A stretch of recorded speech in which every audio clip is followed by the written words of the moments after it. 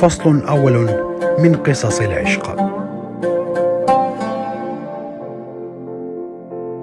من يوم لآخر زاد حب الشعار وحب اسم النادي. القوة الجوية ليس نادي نشجعه،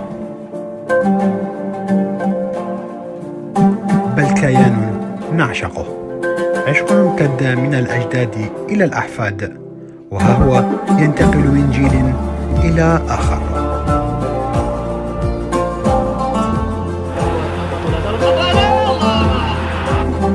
بدأنا بالفوز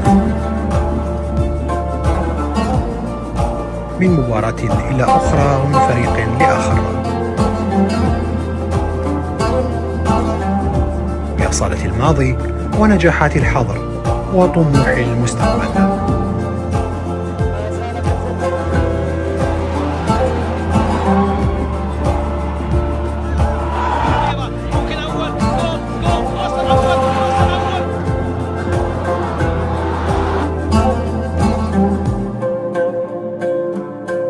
أيام حزينة مرت لكنها عدت.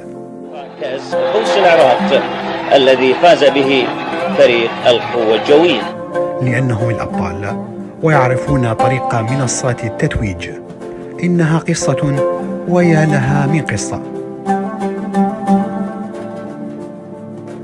قصة القوة الجوية.